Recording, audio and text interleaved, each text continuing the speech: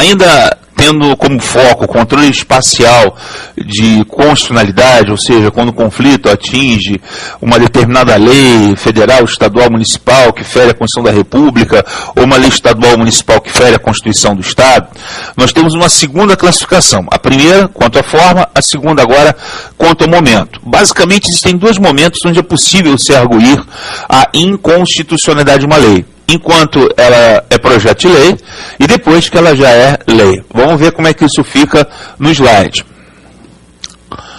Quanto ao momento, eu posso ter o controle preventivo, ou seja, aquele que procura prevenir.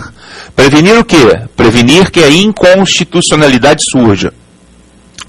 E o controle repressivo, aquele que surge quando o controle preventivo falha, quer dizer, quando a lei já se incorporou ao ordenamento jurídico. O que diferencia o controle preventivo do repressivo é o seu objeto. O controle preventivo, ele recai basicamente sobre o projeto de lei. É o controle que incide sobre projeto de lei. Já o controle repressivo é aquele que incide sobre a lei. Então, o que distingue o controle preventivo do repressivo não é a natureza jurídica do órgão que o protagoniza. O que distingue o controle preventivo do repressivo é o objeto. Então, o controle preventivo recai sobre o projeto de lei. Graças a ele, nós temos uma presunção de que toda lei, ao surgir no ordenamento jurídico, surge presumidamente compatível, tanto material quanto formalmente, com a Constituição.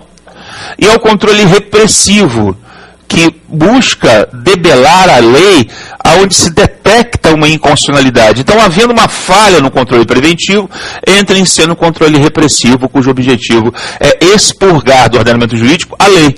Então, enquanto o controle preventivo objetiva evitar que o projeto de lei inconstitucional vire lei, o controle repressivo visa expurgar a lei inconstitucional do ordenamento jurídico. Claro que, em regra, eu acho que ninguém aqui vai ter dificuldade para perceber isso, principalmente vocês, se já estudaram processo legislativo comigo, poder legislativo, e, em regra, o controle preventivo é feito por órgãos políticos. Como vimos nas aulas sobre o processo legislativo, pelas mesas das casas diretoras, especificamente pelas comissões de Constituição e Justiça, comissões temáticas permanentes, que existem tanto na Câmara quanto no Senado, nas Assembleias Legislativas dos Estados-membros e até mesmo nas câmaras municipais, como também através do veto do presidente. Uma das modalidades, um dos fundamentos do veto, é quando se percebe que o presidente percebe que há uma inconstitucionalidade material ou formal no projeto de lei que se lhe apresenta para que ele sancione. Então, a concepção do controle preventivo envolve, em regra, órgãos políticos, quer dizer, órgãos do Executivo, órgãos do Legislativo. Quando a lei está pronta, é publicada, ainda que esteja no seu período de vacância, de vacatio legis, eu já tenho lei. E aí o controle passa a ser repressivo. E, em regra, quem exerce o controle repressivo é o Poder Judiciário. Então a gente não tem dificuldade nenhuma para perceber essas regras gerais. E também devo afirmar para vocês que essas regras gerais, elas não costumam cair em prova. Quer dizer, ninguém vai apresentar para você uma questão, nenhuma banca examinadora vai apresentar uma questão com uma assertiva do tipo: o controle preventivo no Brasil é exercido preferencialmente por órgãos políticos. É evidente que sim. O controle repressivo no Brasil é exercido preferencialmente por órgãos judiciais. Sem problema. O problema é quando você tem uma assertiva dizendo assim, uma assertiva peremptória: no sistema brasileiro de controle de constitucionalidade, apenas órgãos políticos exercem controle preventivo. Ou, no sistema brasileiro de constitucionalidade, apenas órgãos judiciais exercem controle repressivo. E isso é perigoso. Porque, não obstante a gente tenha essas duas regras gerais, quando a análise de compatibilidade com a Constituição recai sobre o projeto de lei, são órgãos políticos que exercem esse controle, quando a análise de compatibilidade da Constituição com a lei é exercida em regra por órgãos do Poder Judiciário, tudo bem, isso aí todo mundo sabe. Eu acho que ninguém tem dificuldade de perceber que é o Supremo Tribunal Federal, em regra, que declara uma lei inconstitucional, e quando o projeto de lei está tramitando, é a Comissão de Constituição e Justiça que impede que o projeto continue a tramitar, se percebe no projeto algum tipo de inconstitucionalidade, de inconsistência com o texto constitucional, seja quanto ao conteúdo, seja quanto às regras, aos ritos legislativos exigidos para aquela espécie normativa. Mas há exceções. E se existe uma coisa que é regra geral em prova, é que regra geral não cai, o que cai são as exceções. Quer dizer, situações onde órgãos políticos estão autorizados a exercer o controle repressivo e situações onde órgãos judiciais podem exercer o controle preventivo de constitucionalidade. Então, a gente vai perceber essas exceções.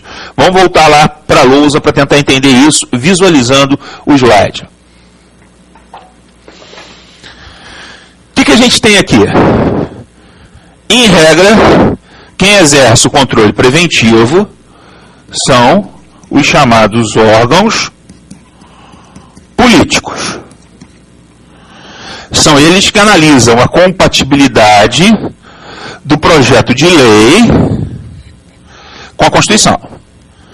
E, como regra geral, eu também tenho que o controle repressivo é exercido, em regra, por órgãos judiciais. É o Poder Judiciário que verifica a compatibilidade da lei com a Constituição. Só que eu tenho exceções. Eu tenho situações onde órgãos políticos vão exercer o controle que incide sobre a lei. Portanto, o controle repressivo. Eu tenho uma súmula do Supremo Tribunal Federal, a súmula 347, que autoriza o Tribunal de Contas da União a exercer o chamado controle de constitucionalidade das leis e dos atos normativos. Quando a súmula 347 do Supremo Tribunal Federal dá essa autorização, não sei se vocês se recordam, mas quando nós estudamos a fiscalização contábil, financeira e orçamentária, eu dissequei numa determinada aula o artigo 73 aqui com vocês, num estudo dirigido, e nós percebemos que, não obstante o Tribunal de Contas da União pareça um órgão do Poder Judiciário, tem jurisdição, tem ministros, etc., ele na verdade é um órgão legislativo. Quando o Supremo Tribunal Federal, nessa súmula 347, admite que o TCU, o Tribunal de Contas, exerça controle de constitucionalidade, essa súmula não se aplica apenas ao Tribunal de Contas da União, mas também ao Tribunal de Contas dos Estados e os Tribunais de Contas dos municípios do Rio de Janeiro e São Paulo, que são os dois únicos municípios que têm tribunais de contas próprios, autônomos. Na verdade, você está tendo um órgão do Legislativo exercendo o controle de constitucionalidade sobre lei. Então, a súmula 347 do STF me apresenta uma exceção. É um órgão legislativo exercendo controle sobre lei. Se o controle incide sobre lei, é o controle repressivo. Há uma outra súmula do Supremo Tribunal Federal, a súmula 473. Fica até fácil, né? Que é 347, um exemplo, a outra é 473, é só inverter a numeração. A súmula 473, que devidamente interpretada, sistematizada, há um autor que falou muito bem sobre isso, é o Rodrigo Lopes Lourenço. Ele tem um livro, Controle da Constitucionalidade à Luz da Jurisprudência do STF, está em segunda edição, já esgotado, e ele faz uma anamnese dessa súmula 473 à luz de decisões do Supremo, e faz a interpretação no sentido de que é possível que o chefe do Poder Executivo, simplesmente, além de não aplicar uma lei, além de não cumprir uma determinação legal que considera inconstitucional, ele pode não aplicar uma lei se entendê-la inconstitucional. Então, o chefe do Executivo, pela súmula 473, até que venha uma decisão judicial em sentido contrário, não comete crime de responsabilidade se não aplicar uma lei, porque ele, chefe do Executivo, entende essa lei inconstitucional. Então, até que venha uma decisão judicial, vou repetir, obrigando o chefe do Executivo a cumprir a lei, ele está autorizado a simplesmente descumpri-la com fundamento numa inconstitucionalidade ou numa ilegalidade percebida por ele. Nesse momento, o que essa súmula 473, devidamente sistematizada e interpretada à luz da jurisprudência do Supremo Tribunal Federal, nos oferta? nos oferta uma situação onde o chefe do executivo, seja ele um prefeito, governador ou presidente da República, não aplica uma lei, porque a entende inconstitucional. Ou seja, deixa de aplicar a lei, porque entendeu a lei inconstitucional, até, repito, até que venha uma decisão judicial em sentido contrário, ele não cometerá crime de responsabilidade. Então é o chefe do executivo que está exercendo um controle pessoal de constitucionalidade sobre a lei. Controle repressivo, que é sobre lei. Então, há situações, essas duas súmulas, a 347 e a 473, apresentam para a gente essa possibilidade. Ou seja, órgãos políticos, ou Tribunal de Contas, ou o chefe do Poder Executivo, que simplesmente não aplicam lei porque entendem essa lei inconstitucional, ou declaram essa lei inconstitucional no caso do Tribunal de Contas. Então, são exceções que geralmente frequentam as questões de concurso. Agora, vamos a outra exceção. Vamos lá para a Lusa de novo. Em que circunstâncias se admite que um órgão do Poder Judiciário exerça o controle sobre projeto de lei? Em que circunstâncias? Quer dizer, nesse caso, eu vou ter um órgão judicial exercendo controle repressivo.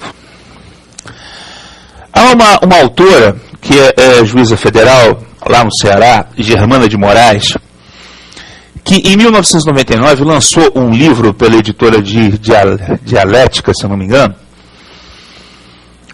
e o título desse livro me chamou a atenção, lá em 99. É alguma coisa do tipo, controle judicial preventivo, controle preventivo judicial de constitucionalidade, algo nesse gênero. Quer dizer, no final do meu livro, você vai ter lá, na bibliografia, tem lá a obra da Germana de Moraes, doutora Germana de Moraes. E eu peguei o livro e comecei a analisar. O livro é a tese de mestrado dela, onde ela apresentava, naquela época, duas situações, hoje já são 3 mandados de segurança, onde o Supremo Tribunal Federal, demandado através de deputados federais, de grupos de deputados federais, concedeu, no primeiro caso, chegou a conceder a liminar, era o ministro Marco Aurélio relator na primeira situação, depois a liminar foi cassada pelo plenário do Supremo por falta do requisito do perigo in mora, mas chegou a conceder uma medida cautelar para suspender a tramitação de projeto de emenda à Constituição.